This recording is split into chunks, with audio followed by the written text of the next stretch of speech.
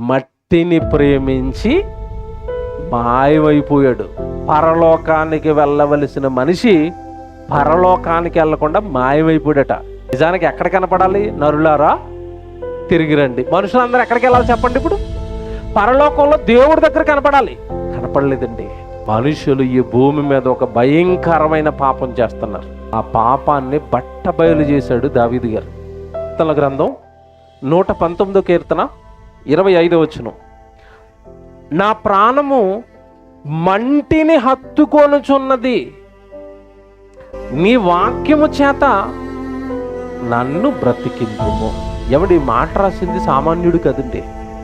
King David, దావీదు రాజు, దైవజనుడు, దేవుడు కొరకు బ్రతుకుతున్నవాడు, గొప్పగా దేవుడు వాడుకుంటున్న వ్యక్తి అంటున్నాడు, దేవా ఈ మధ్యకాలంలో ఎందుకో నా జీవితాన్ని ఒక్కసారి నేను పరీక్షిస్తున్నప్పుడు నాలోనికి ఒక భయంకరమైన పాపం వచ్చినట్టుగా నాకు కనబడుతుంది అన్నాడు.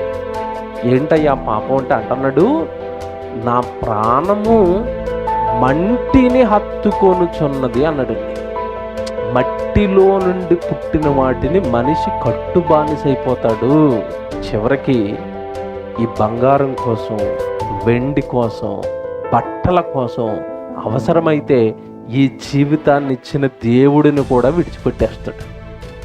ఎలీషా దగ్గర ఒక శిష్యుడు ఉంటాడు, గెహాజీ.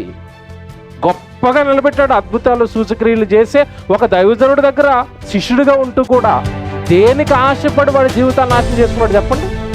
ధనం ఆశించాడు. అంటే ఇప్పుడు మీరు చెప్పండి, ప్రాణం దేన్ని అతుకుపోయింది? మట్టిలో నుండి పుట్టిన డబ్బు, మట్టిలో నుండి పుట్టిన వస్త్రాలు, మట్టిలో నుండి పుట్టిన వెండి, మట్టిలో నుండి పుట్టిన బంగారం. అంతేనా? నా ప్రాణము దేన్ని హత్తుకుంటుందట? మట్టిని హత్తుకొనుచున్నది. ప్రాణం మట్టిని హత్తుకుంటుంది అంటే మట్టిలో నుండి పుట్టిన వాటిని హత్తుకుపోయింది.